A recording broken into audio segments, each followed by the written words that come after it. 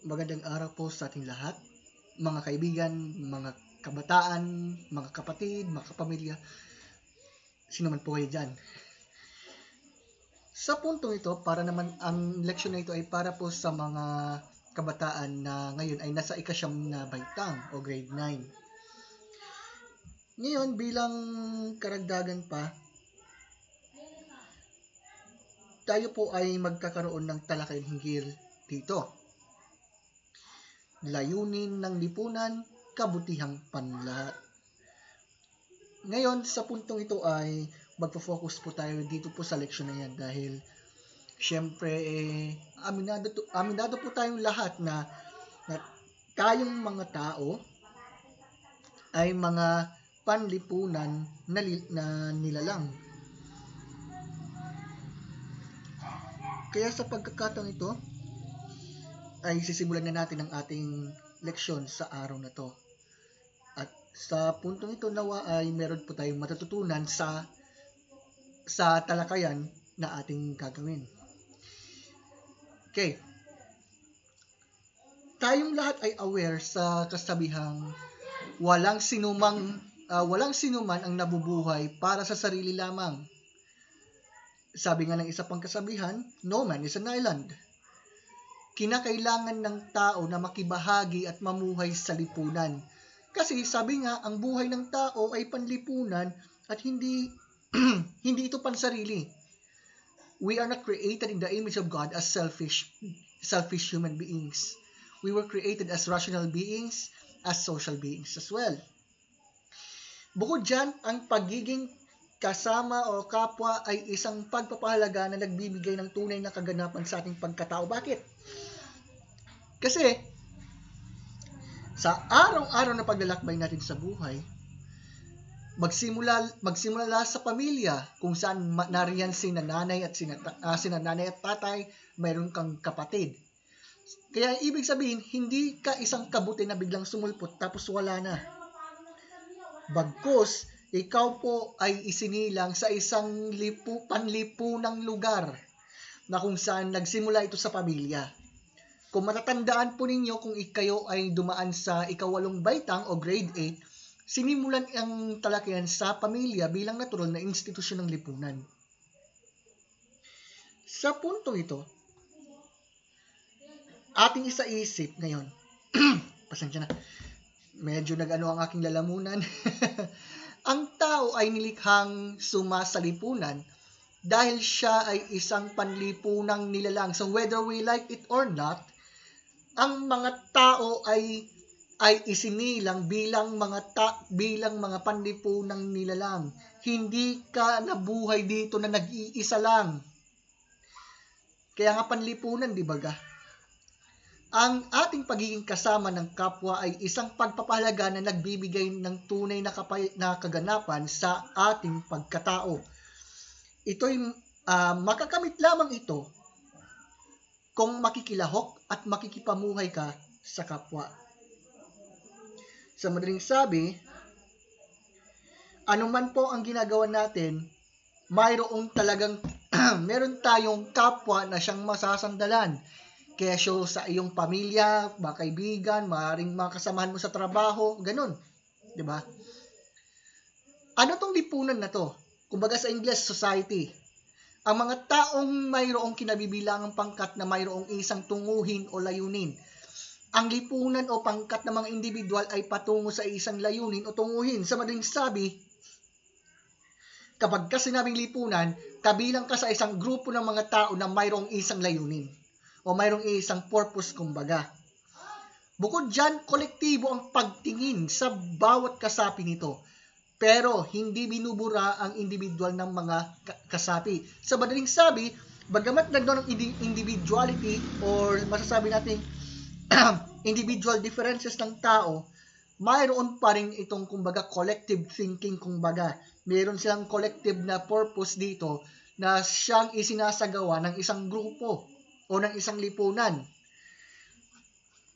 Ngayon, ang terminong yan ay nagmula sa salitang ugat na lipon na nangangahulugang pangkat o grupo. Ang mga tao ay mayroong kinabibilangang pangkat na mayroong isang tunguhin o layunin. at kolektibo ang pagtingin sa bawat kasapi. Actually, nabanggit na ito kanina. Kumbaga, pagka sinabing pangkat, pagka sinabing grupo, maraming tao yan sa isang lupon. Kumbaga. Ngayon, pagka sinabing komunidad, binubuo ito ng mga individual na nagkakapareho ng mga interes, ugali, o pagpapahalagang bahagi ng isang partikular na lugar. Kaya nga, mas nabibigyang halaga ang natatanging katangian ng mga kasapi o kabahagi. Kung isipin natin, ang isang komunidad ay binubuo ng mga individual na nagkakapareho ng mga interes, nagkakapareho ng ugali, nagkakapareho ng pagpapahalaga na bahagi ng isang partikular na lugar. Sa madaling sabi, kapag sinasabing community, kumbaga sa English, meron kayong parehong, let's say, similar na hilig sa buhay, o kung ano man yan.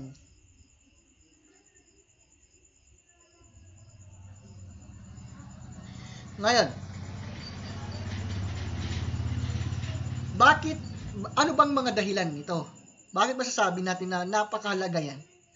Na magkaroon ng, kumbaga, ugnayan sa bawat isa, nagkakaroon ng pakikipagkapwa, nagkakaroon ng lipunan o anuman.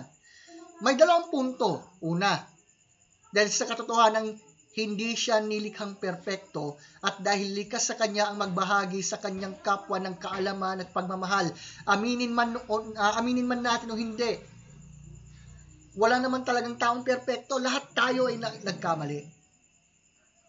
Kaya nga meron tayong tinatawag na mga mentor, mga teacher, mga nagtuturo sa atin. Magsimula sa ating mga magulang, pumapangalawa rin pagka sa paaralan yung mga teachers po natin. O kung halimbawa sa simbahan na lamang, maaring pari, o kaya pastor, o kaya ministro, o kaya sa ating mga kaibigang Muslim, yung mga imam. Ganon. O kahit sino man, may mga boss o leader ka na kumbaga, doon ka nakikinig, doon ka namumulot ng mga tamang ideya na dapat mong gawin. O minsan, kahit hindi na lamang sa office o ano, kahit sa ugnayan na lamang natin sa ating kapwa. Kumbaga, napapatunayan lamang natin na meron talagang mga bagay o mga kakayahan na hindi natin kaya, na maaaring kaya ng iba. Diba? Maaaring ang iba, kayang mag-drawing, pero ikaw naman magaling ka namang magsalita. O kaya yung iba, magaling kumanta, magaling sumayaw. Depende sa kakayahan na mayroon ng tao.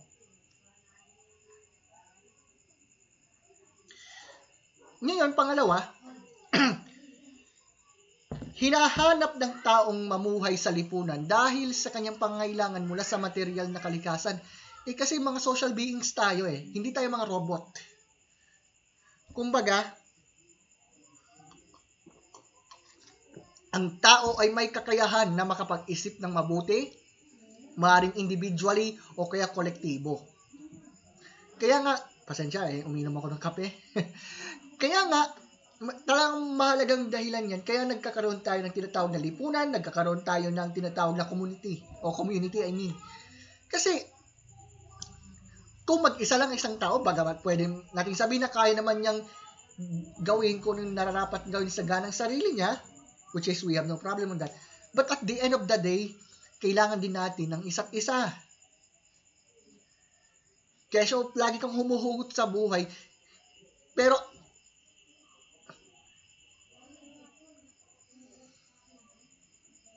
tao tayo na nangailangan talaga ng mga maging karamay, makakausap, at kung ano pa man.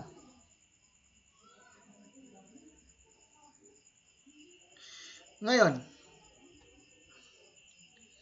ayon kay Thomas Aquinas, sa pamamagitan lamang ng lipunan, makakamit ng taong layunin ng kanyang pagkakalikha. Imagine niyo po halimbawa, kung ang isang tao siya lang mag-isa tapos wala siyang nakasalumuha, kumbaga nandun lamang siya, isolated. Hirap nun, di ba? At isipin natin yung isa sa mga kwento sa Biblia na kung saan, syempre, andun na si Adan. Tapos, mayroon na yung mga hayop, mga ibon, isda, and then, pinangalanan niya po ito ng isa-isa. Pero sinabi ng Panginoon na na itong si Adan, hindi siya yung parang kumbaga, basahin ko na lamang. Teka. Saglit lang ha. Ang sabi kasi ng Lord dito, itong sabi, it is not good for the man to be alone. Kaya kahit sabi mong, gusto ko mapag-isa, ayoko, ganito. Pero, wala tayong magagawa kung ano man yung, alam nyo na ibig ko sabihin kasi, sabi pa dito, malaki ang magagawa ng lipunan sa paghubog ng iyong pagkatao. May impluwensya ito sa paraan ng ating pag-iisip at pagkilos. Kasi, kung ano yung nakikita minsan kung ano yung naririnig natin, kung anong nakikita natin, kung anong naamoy natin, or whatever it is, ito ay naglalarawan sa kung paano ka magiging ikaw.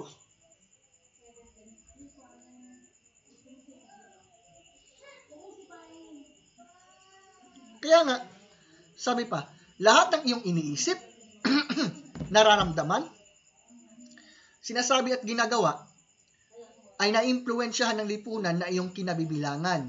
Halimbawa, nakatira ka sa isang compound na kung saan punong-puno ng mga taong nagmamahalan, nagtutulungan. Hindi ba nakaka-amaze yun, di ba?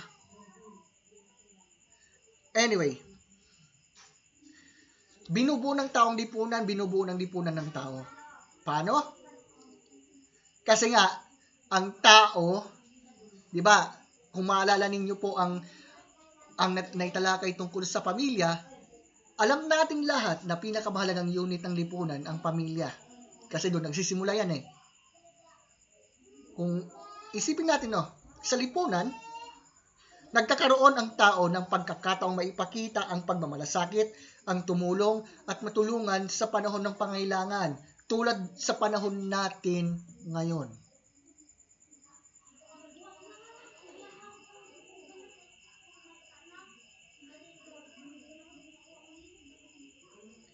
Isipin natin, talagang sa panahon natin, ang dami nating nakikita ngayon ng mga taong nagtutulungan. Nakikita man ng camera o hindi. Isipin natin yan. Maaring may pagkakataon na lamang na kahit sa panahon ng pandemya, kahit yung taong yun ang nagkasakit, basta ang ikabubuti ng nakararami, yun ang kanyang iniisip. Kasi ayaw niya o ayaw nila na kumalat yung sakit, ayaw nila na ang bawat isa ay mapahamak. Ganun yun. Ang iba ngayon ay tumutulong, halimbawa, financial na tulong, o yung mga pangailangan ng mga tao na kailangan talaga nila. Bagamat masasabi natin na, siyempre, nandito tayo sa lupa, mayroon talagang mistake sa buhay, minsan mayroon talagang lamangan na nakakalungkot naman. Ngunit kung titignan po natin ito sa kabuuan, lalo na po sa panahon natin, hanggat maaari isinasagawa ng bawat tao na tulungan ang bawat isa. Kasi, syempre yan kumbaga ito yung ikabubuti.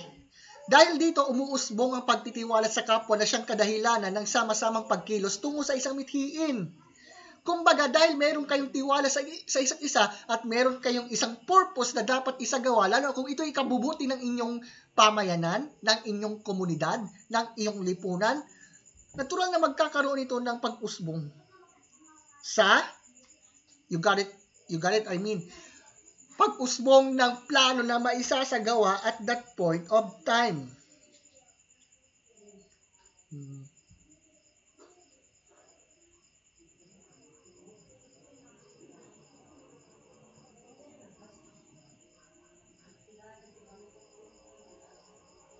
Ngayon, ano bang tunay na tunguhin ng lipunan? O dalawa yan. Una, ang kabutihan ng komunidad. Pasensya na po, na-repeat yata yung pagsulat. Pasensya na. Ang ibig sabihin, ang kabutihan ng komunidad na nararapat bumalik sa lahat ng individual na kasapi nito. Anong ibig sabihin? Kasi ang isa sa tunay na tunguhin ng lipunan ay magkaroon ng kabutihan sa bawat tao sa isang lipunan, sa isang komunidad. Paano kung merong nag-exist na parang ayoko na magsalita?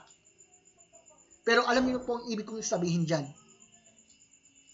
At syempre, kabutihang panlahat na naaayon sa moralidad ng tao at likas na batas moral.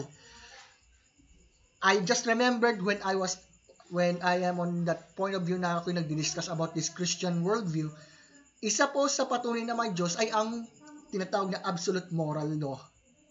Kasi kung merong absolute moral law, merong tinatawag na absolute moral giver. And we are talking about God. At dahil may Diyos, kumbaga, ang bawat tao may kakayahan na malaman na tama yan o kaya mali yan. Kasi ang iniisip, kabutihang panlahat, kahit minsan masakit. Ngayon, ang pag-uusapan naman kabutihang panlahat naman. Ang tunay na layunin ng lipunan ay ang kabutihan ng komunidad na nararapat na bumalik sa lahat ng individual na kasapi nito. Sa madaling salita, pag sinabing kabutihang panlahat, you are focusing on the concern to your society. Ngayon, hindi kalayaan o pagkakapantay-pantay ang nararapat na manaig, bagkus ang panlipunan at sibil na pagkakaibigan na palaging nangailangan ng katarungan. Bagamat sang-ayon tayo sa kalayaan, but we are not talking about that one, okay? May masasabi natin na equality, yes, but at this point, we are talking about what is the good for everybody. Or let's say, is it true for everybody? But anyway, okay. Ano-ano ang mga elemento ng kabutihang panlahat? Pag-isipan natin to.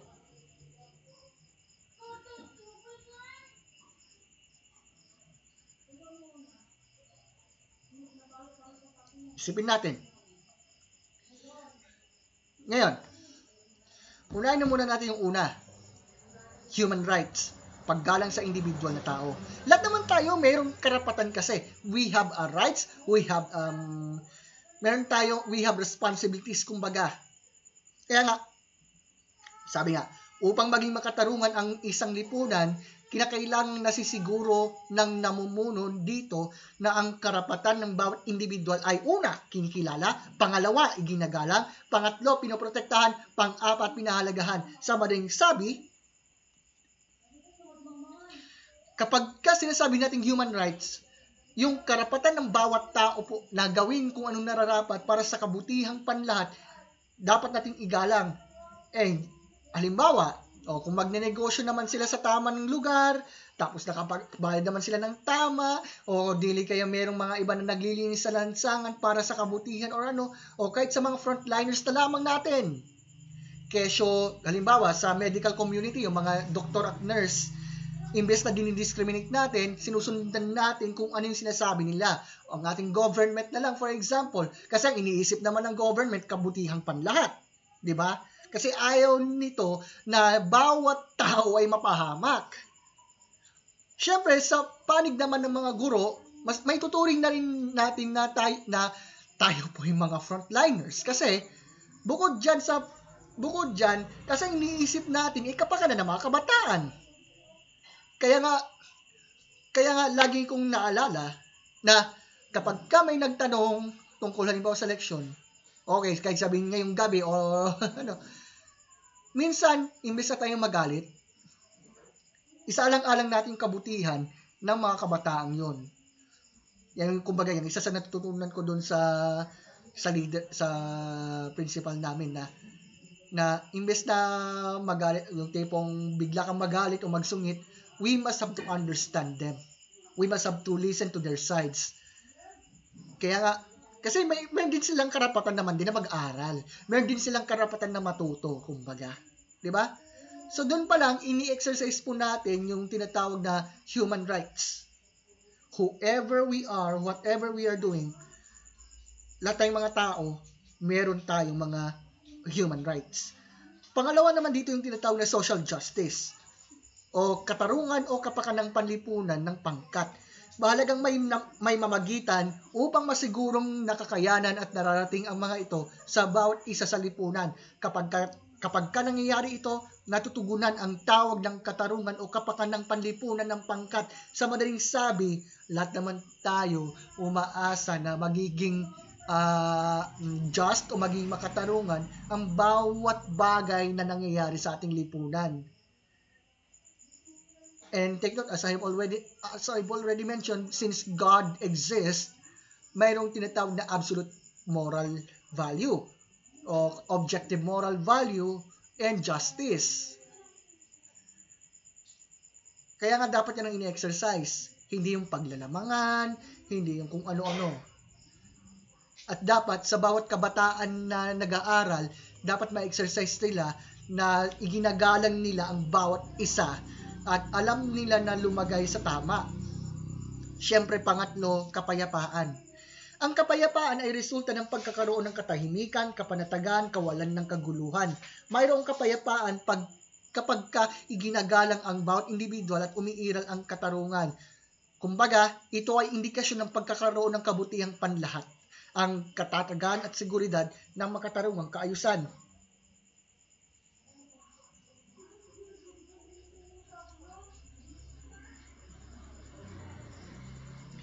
Kaya nga, alam nyo, yung tatlong elementong yan ng kabutihang panlahat, sa isip natin yan. Kasi mahalaga po yung human rights ng bawat isa, mahalaga po yung katarungan sa bawat isa, mahalaga po yung peace o kapayapaan. Alam nyo kasi mayroon yung tinatawag na mga hadlang. Ano yung mga hadlang na tinatawag dito? So una sa lahat, nakikinabang lamang sa benepisyong hatid ng kabutihang panlahat. Kasi meron talaga, aminin natin o hindi, meron talagang mga mapang-abuso.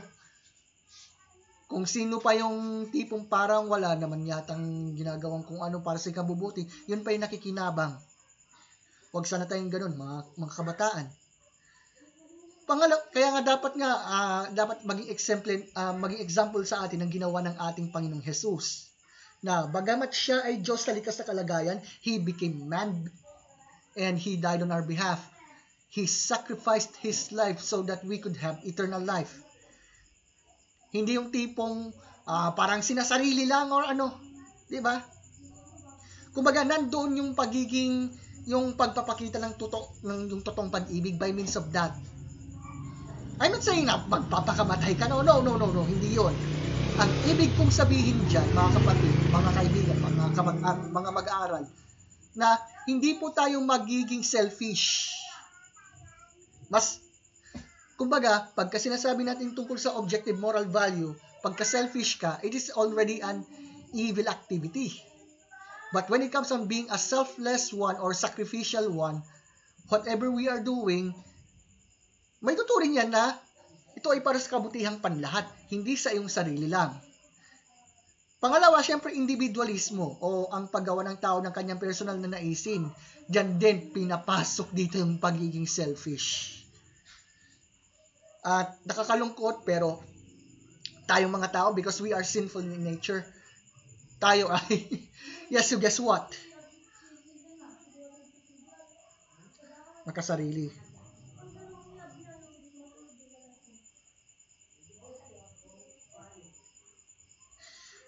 Also, ito pang pangatlo, ang pakiramdam na siya ay nalalamangan o mas malaki ang naiambag niya kaysa sa nagagawa ng iba. Nakakalungkot isipin, maraming ganyan. Kesyo estudyante ka o kesyo nasa work ka o ano man yun. Mayroon talagang tinatawag na panlalamangan kasi yung tipong ayaw nilang masasapawan, ayaw nilang maapakan ng kanilang pride. Kaya yan minsan nagiging hadlang para magkaroon ng tinatawag na kabutihang panlahat. Saan ka man nagpunta, kaysa sa tahanan ka, eskwela, trabaho, minsan pa sa simbahan pa nga. Dahil dyan ay nahadlangan yung kabutihang panlahat Kaya nga, let's talk about this one. Ano yung mga kondisyon para makamit yan? Una sa lahat, tayong lahat ay dapat na mabigyan ng pagkakataong makakilos ng malaya, gabay ang dialogo, pagmamahal at katarungan. Kasi we are all created in the image of God. We have free will to do the right thing. Hindi naman tayo tulad ng mga kabutihang biglang sumulpot lang tapos wala na.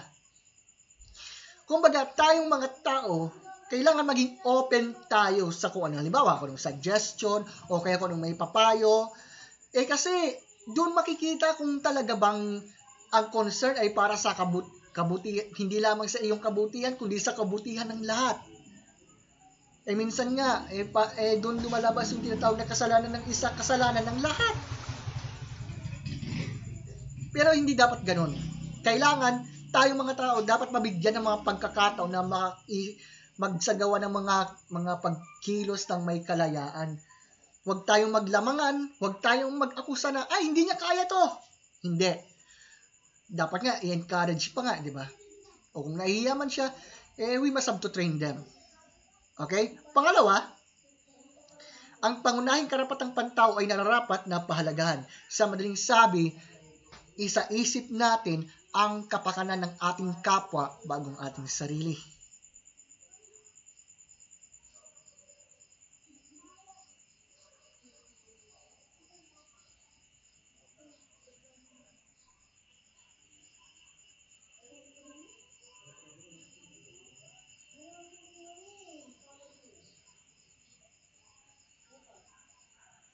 Ngayon, ito pang pangatlo. Ang bawat individual nararapat na mapaunlad tungo sa kanyang kaganapan. Kasi kailangan natin ng isa't isa eh. Aminin man natin o hindi. I've just finished drinking my coffee. Aminin man natin o hindi, we are all social beings. We are not robots, we are not molecular machines. At dahil sinasaisip natin yung kabutihan ng bawat isa, syempre, hindi ba mahalaga na isaisip natin ang kapakanan ng ating kapwa? Kaya naman,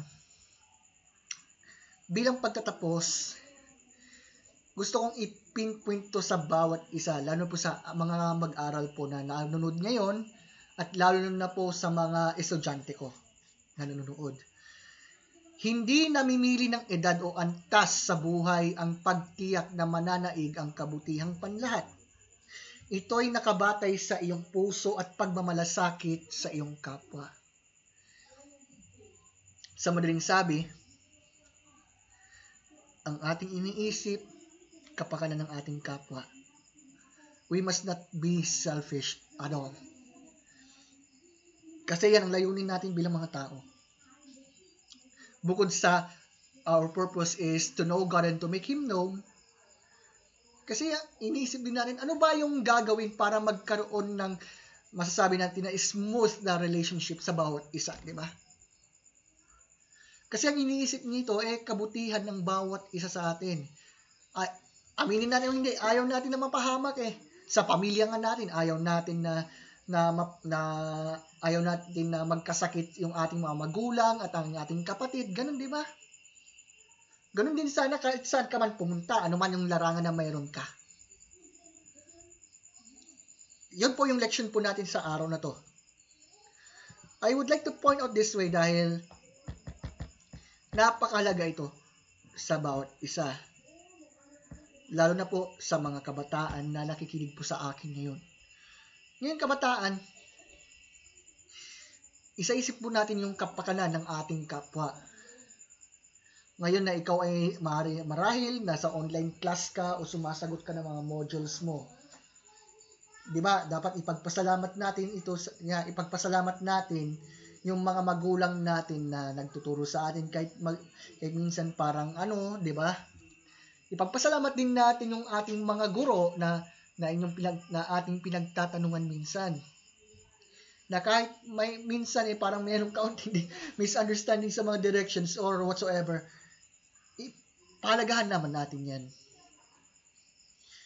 And then, I'm thinking of making those videos right now. Kasi it's all about you. Kasi kapakanan ng mga kabataan ang iniisip ko dito. At sana kayo rin.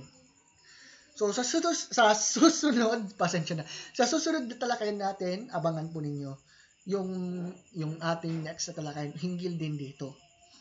At kung sino man po yung nanonood po sa kasalukuyan, yung nakikita niyo naman po yung presentation po natin, halimbawa, pwede nyo pong i-pause para isulat po yung bilang lecture nyo.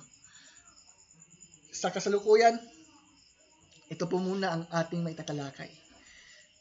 All I could say is, stay safe. And then, enjoy life, mag-aral mabuti. See you on the next lesson. God bless you guys. Have a great day.